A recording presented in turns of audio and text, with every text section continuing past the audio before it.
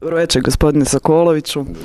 18. put ste u Jelčevoj sa ovom predstavom. Kako se osjećate svaki put kada je izvodite?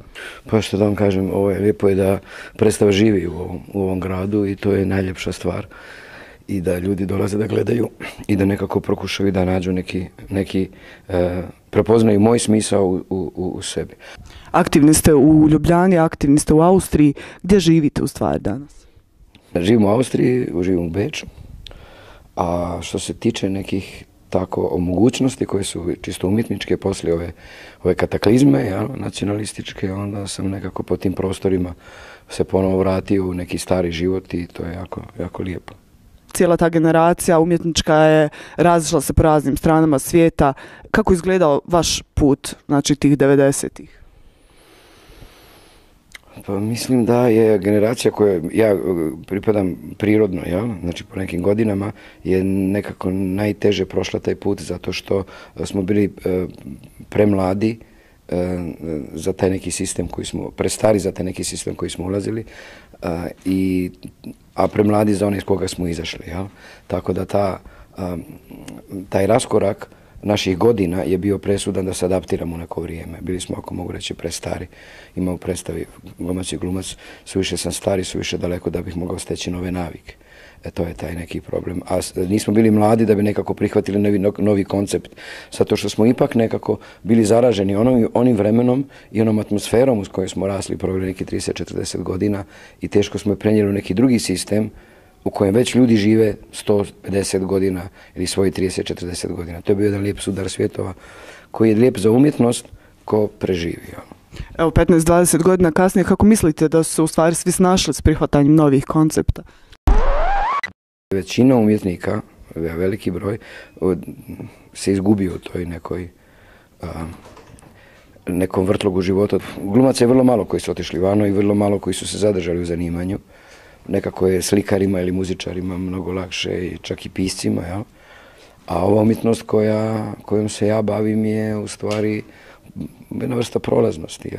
U kojem ambijentu vam je bilo lakše raditi? U kojem ambijentu ste se lakše snalazili tada ili sada? Onaj prostor, ne politički, nego je bio opušteniji.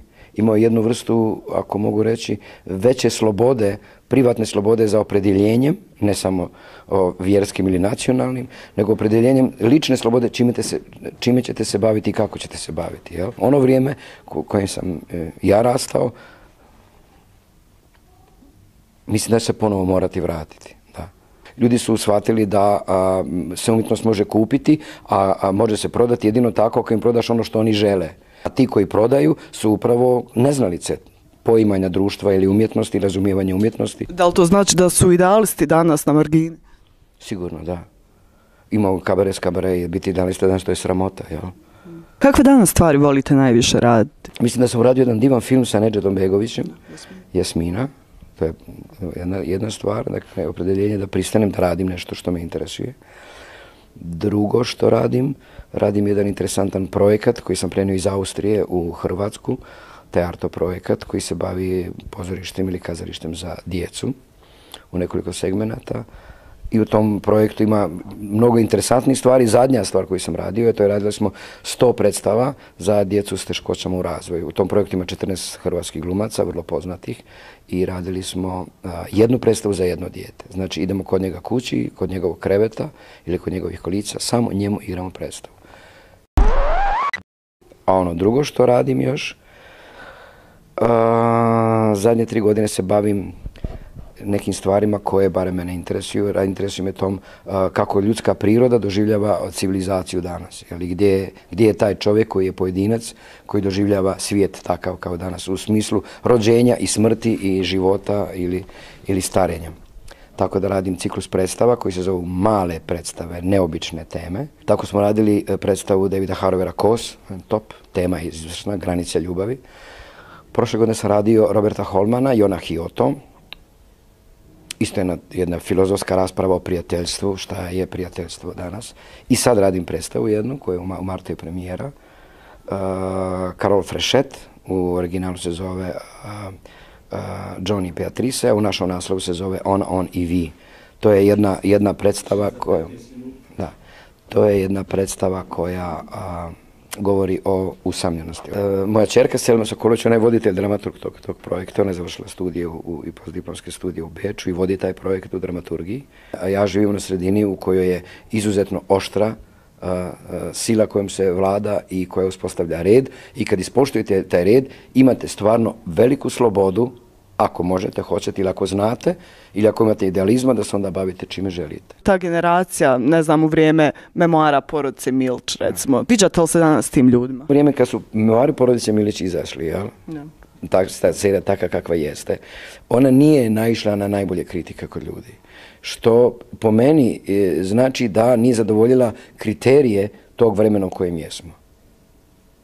Tako su bili jaki kriteriji, jel?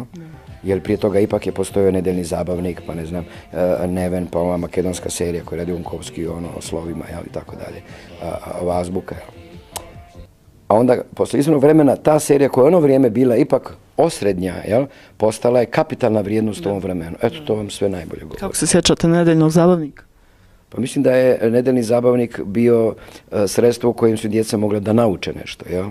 A televizija je danas nešto što nema tu formu ni tu strukturu. Ne, potpuno izgubila. Druga su vremena, jel? Ali bilo bi logično da ovo vrijeme ima svoj Nedeljni zabavnik.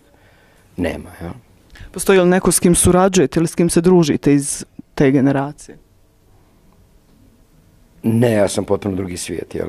Viđam te ljude prijateljski, tako u nekom smislu, ostali smo dobri, ali ne, mislim ja sam u nekom drugom potpunom svijetu i živim u nekom svom idealizmu i ne pokušavam da iz njega tako često izlazim.